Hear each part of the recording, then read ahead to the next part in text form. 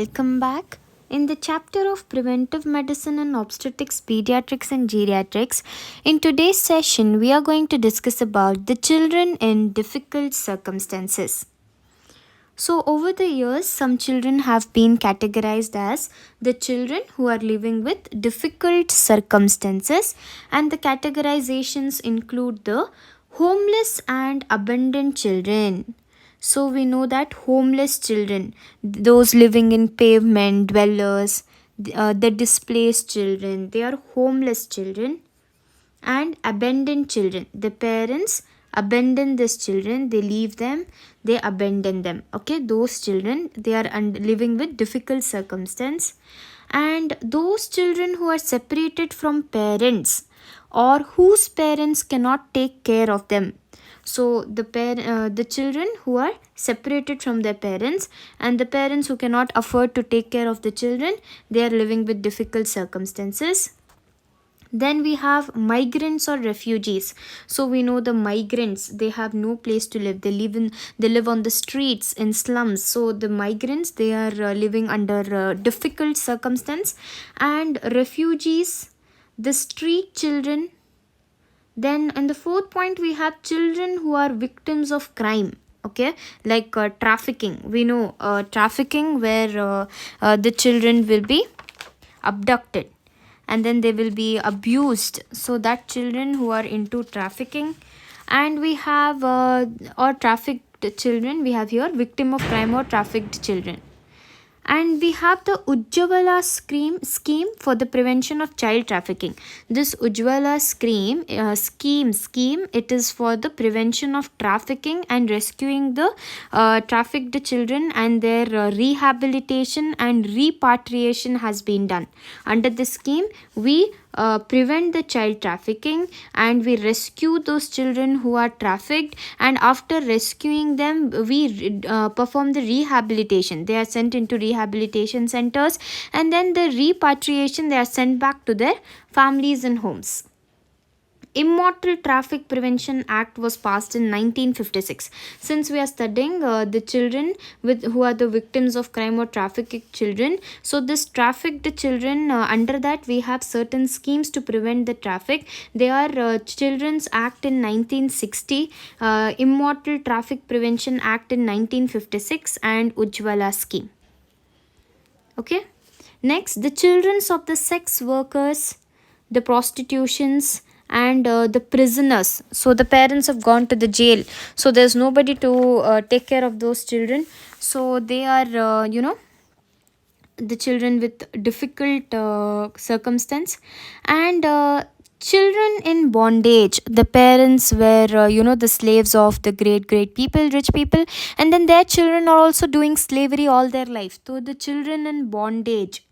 Prostitution, like we know, the women who are prostitutes, they don't know who the father of the child is, and nobody takes care of that baby. He also ends up, the girls end up again in prostitution. So such babies, and the boys, they go into antisocial activities. So obviously the prostitution, they don't have a good future. And then children who are suffering from terminal diseases or with disabilities, they are also the children who are living with difficult circumstance. Clear, guys? So who are the children with difficult circumstance? They are homeless, abandoned children. See, the homeless children, abandoned children, and whose parents are separated, divorced. So the father is separate, mother is separate, they remarry. And then what about the child? Nobody wants to take care of the child. So the parents who get separated, or the parents who are dead and who are not there to take care of the child, or they are belonging to a very low socio-economic status where they are not able to take care of the children. And also the migrants, refugees, street children, and children who are a victim of a crime or trafficked children. For these children, we have the scheme, Ujjwala scheme, for the trafficked children, to prevent their trafficking, to rescue them, rehabilitate, and repatriation. And Immortal Traffic Prevention Act. What is it? Immortal Traffic prevention. What do we do here? Traffic prevention. 1956. And we have Children's Act in 1960. Children's Act in 1960. Children of the sex workers or prostitution, children in bondage, and prisoners. And also the children who are suffering from certain terminal diseases which are going to end in death, and the children who are also having certain disabilities, handicapped children. So these are the children with difficult circumstances.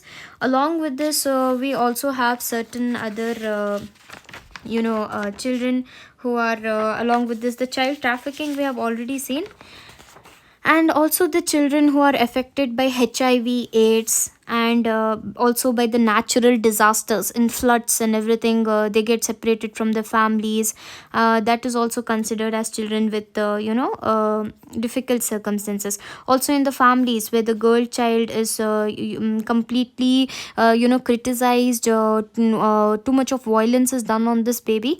So the girl child is also living under difficult circumstances in certain parts. Still it is still the prevalence is seen in India. Okay.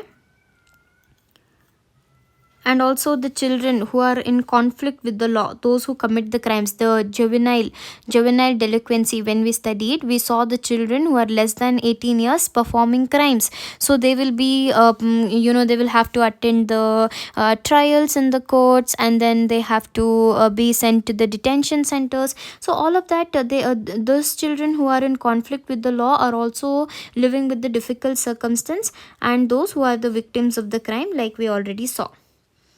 I hope the children with difficult circumstance, you have some idea now. You can write the children who have no parents, their parents are separated, their parents cannot take care of them, the refugees, and then trafficking. You can see the children who are a victim of a crime, or they are in conflict with the law, they themselves have committed some crime. And under the trafficking, we have Ujjwala's scheme for the prevention, rescue, rehabilitation, repression of the trafficked children. And then we have Immortal Traffic Prevention Act in 1956, and Children's Act in 1960. Along with it, the women prostitution, and the children of the sex workers, children of bondage, and lastly the children of terminal diseases and with disabilities.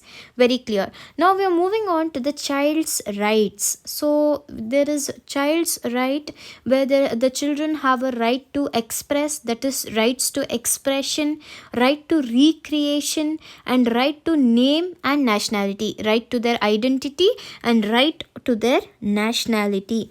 So the child's right, we have three right to expression, recreation, name and nationality. Okay, N or E. Okay, right to name and nationality, right to expression, and lastly right to recreation. Okay, fine. Next, we have the Article 21 A, which provides the right of free education to the children of 16 to 14, less than 14 years of age. So the children who are 6 to 14 years of age, 6 years to 14 years of age, okay, the school going children, 6 year to 14 years, they have to be provided free education by the government, says the Article 21A. And the Article 24 suggests that we have to protect the children from hazardous environment until the age of 14 years. So we have to make sure the external environment of the child should be healthy and positive. They have to be prevented from the bad impact of the evil people. So we have to make sure they don't get deviated and get into the antisocial activities or antisocial people. We have to make sure the environment should be safe and positive. We have to protect the child from the hazardous environment till 14 years of age. And the Article 45 suggests that the free compulsory education till 14 years of age. Okay, 21A and 45 is almost the same. Here 21 says we have to provide free education from 6 years to 14 years. Okay, and 45 suggests that compulsory education till 14 years. Okay, 45 suggests compulsory education till 14 years, free compulsory education. Okay, here they have made it compulsory. the education, free education was provided, but now they made it compulsory under the article 45. Up to the age of 14 years free education has to be given. Then we saw 21, okay, 21 free education from 6 years to 14 years. Lastly, 24, protect the children from hazardous environment up to the age of 14 years. Okay, 24 14, 24 14. This is how you can remember. So the articles very important in the MCQ questions have come. See, all the three articles they have asked the MCQ questions in your NEET PGA entrance examinations. So we see that article 21, when the question comes, article 21A, you have to write free education. You have to mark the option free education, 6 years to 14 years. If they ask you 45, then you have to say again free compulsory education up to the age of 14 years. Then lastly, article 24. So again 24 up to the age of 14 years, they have to prevent the child or protect the child from the hazardous environment. Next we have inspire strategy. So there is inspire strategy, which is used for monitoring and implementing the policies to prevent and end the violence against the children. This inspire strategy is a set of 7 evidence based strategies. So you can see here 7 strategies which are evidence based. Okay, it's not just like that. They have performed some surveys and everything, and it is evidence based strategies for the communities who are working to eliminate the violence against the children. This Inspire 7 strategies, which is for ending the violence against the children, was launched in 2016. So we see that this Inspire strategy was launched in Inspire. Okay, INSPIRE. Inspire strategy was launched in 2016 to end the violence against the children, and it was implementing and monitoring the policies, programs, and services mainly to prevent the violence against the children. So let us start what are the strategies and its approaches. The first strategy was I stands for implementation and enforcement of laws.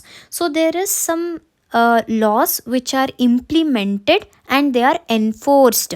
Which are those laws? The laws for banning the violent punishment of the children by the parents. The parents should not violently punish the baby. So we have studied in the battered baby syndrome, where they shake the baby so badly that it gets periorbital and subdural hematomas, and then they whiplash. They just whiplash they whiplash the baby, and there are so many other injuries. They fracture the bones, the metaphyseal fractures. So we saw so many other injuries which are caused by the parents, by the guardians. So the laws has been passed to ban the violent punishment of the children, because they are small kids. We have to prevent the violent punishment of the children by the parents or the teachers or the caregivers. That was one of the law.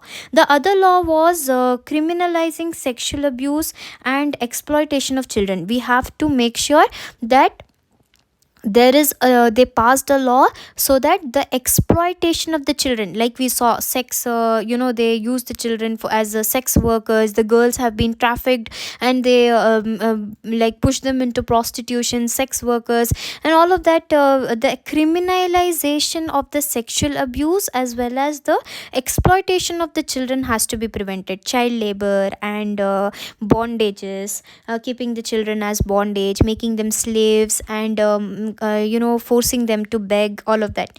Laws that prevent the alcohol misuse, and the laws which is limiting the youth to access the firearms and other weapons. We have to amend or enforce, we have to implement the laws that children should not use these guns, arms. So in the name of a few black ships of the community, they ruin the name of the entire community in the name of war wars and freeing speaking about the religion, they use the children, their tender minds, they nurture them in a very bad way, they deviate their thinking, and then they implement such bad things in them that they use the firearms and other weapons, the bomb blast, everything is done by some juveniles are the ones they used for doing all of these things. So we have to implement and enforce the laws to prevent the youth's access to fireworks and other weapons. So this was about the implementation and enforcement of laws.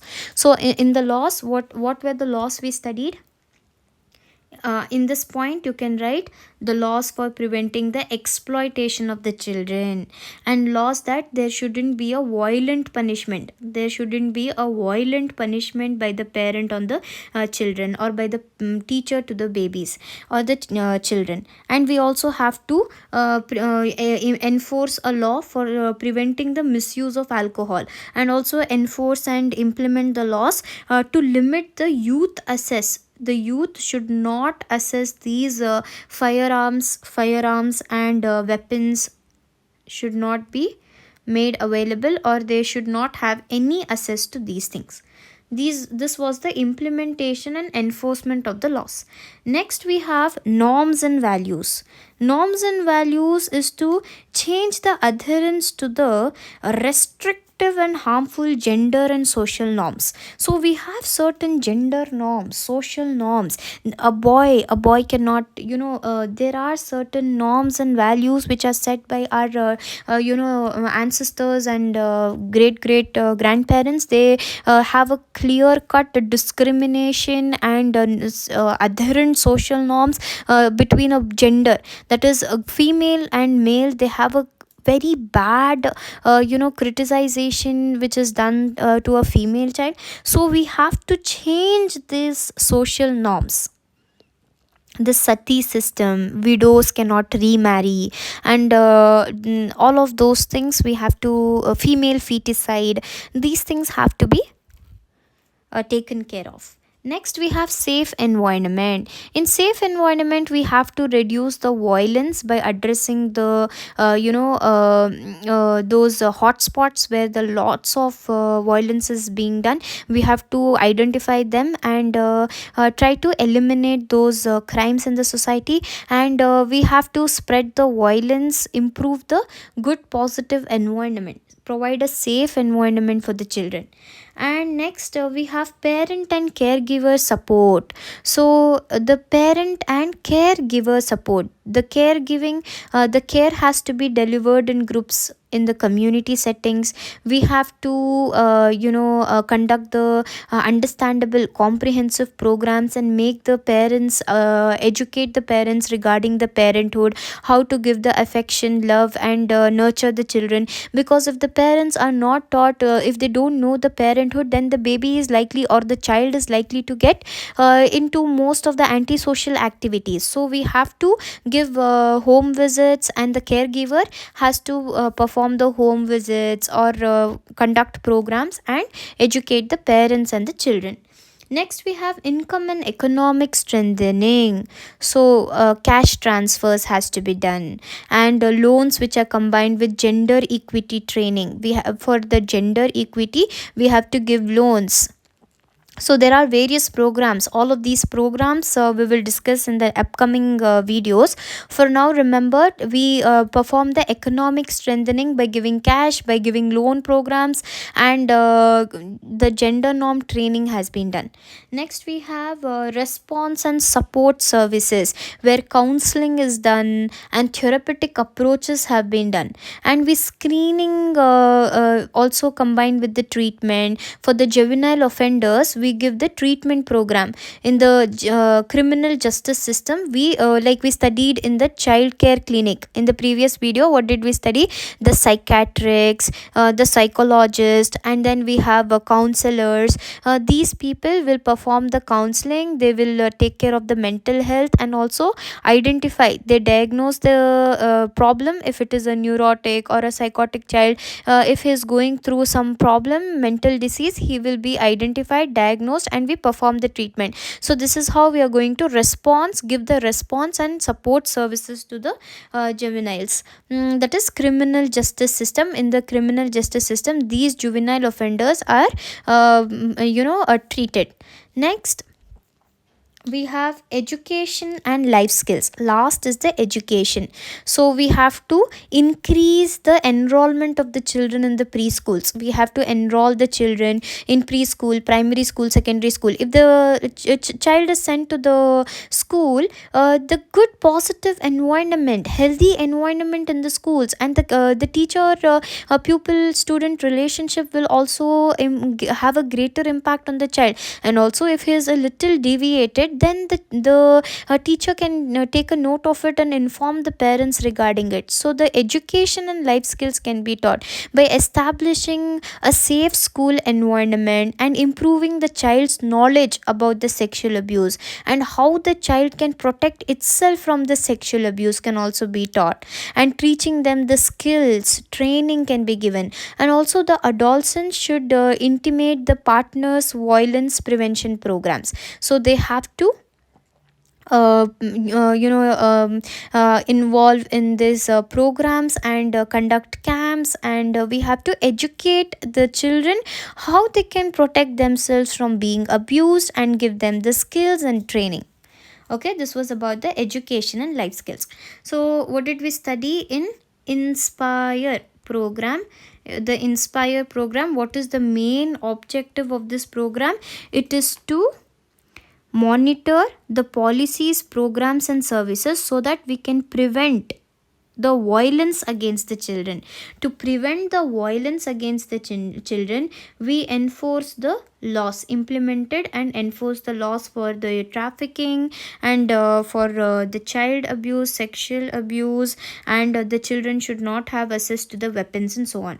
Norms and values, we have to end this gender discrimination, gender and social norms, harmful gender and social norms have to be eliminated. Next, safe environment. Next, we have safe environment. In safe environment, we have to reduce the violence by building a good safe environment of the child. And then parent and caregiver support, home visits has to be done, and we have to conduct programs and educate the children as well as the parents. Income and economic strengthening, we saw that loans will be given in order to bring the gender equity. Loans and cash has been given. Next, we have response and support services. In response and support, what did we see? We do the counseling, therapeutic sessions, we diagnose the disease and give the proper treatment of the child to prevent the violence. And next, we have education and life skills. The children, they have to be enrolled into the schools, and we have the other things like train them, the skills, the training has to be given, so that they can have a good future. Okay, this was about the Inspire strategy. Main objective is to end the violence against the children. And let us throw some light on these schemes. So there could be a confusion. So we have Ujala scheme. Main focus is on the Ujjavala scheme. Okay, Ujjavala scheme, where Ujjavala, okay, Ujjavala scheme, and the other two are Ujala scheme and Ujjvala scheme. Let us see what the difference is. Ujala. Ujala is what, guys? In Hindi they say Ujala ho gaya. Ujala is like light. Okay. Ujala scheme, where 20 watt LED tube lights were given to the poor people, and who were below poverty line, and 5-star rated energy efficient fans as well. Okay. They gave 5-star rated fans, and along with the fans they gave 20 watts LED tube lights. Okay, so let's draw a tube light. So the 20 watts LED tube lights were given to the poor people. Along with it, the 5-star rated fans were distributed to the consumers by the government under the which scheme? Ujala scheme. Ujala scheme. Clear, guys? Next, let us see what is Ujjwala. Ujjwala scheme or Ujjwala Yojana, where 5 crore LPG connections were given to the below poverty line families. So, those with the BPL cards, those families who are falling under the below poverty line, they were provided this free LPG connections and a support of rupees 1600 for a period of 3 years was provided to these families. 5 crore LPG connections to BPL families and 1600 per connection in 3 years. This was about Ujjwala Yojana. You can see Ujjwala. Ujjwala is lighting, okay? So we know Ujala is light. Ujala ho gaya. You can see Hindi it is. So light, okay? And then we have Ujjwala. Ujjwala is to light. They say Ujjwala. Ujjwala, the diya and everything. So Ujjwala is lightening. So we have LPG connections, okay, liquid petroleum gas connections. Next we have, lastly, very important, what we have to remember is Ujjwala, okay, Ujjwala. How many A's? 1 2 3 A. Ujjwala for this A, you can remember it as abduct. They abduct the child. Abduct is what? They just take away the child. And trafficking, it is to prevent the trafficking, abducting the child and being trafficked. So to prevent the trafficking in the children, to rescue such children, rehabilitate them, and reintegration of the victims have to be done of the human trafficking, and commercial sexual exploitation is to be prevented. They prevent the sexual exploitation and trafficking. Those children who are into sexual exploitation, or they are forced to be the sex workers, to rescue those children and rehabilitate them, and reintegration of the victims into the society has to be done. So this was about the Ujjwala scheme. I hope everything is clear. Let us see the MCQs which have appeared in this topic in the previous examinations.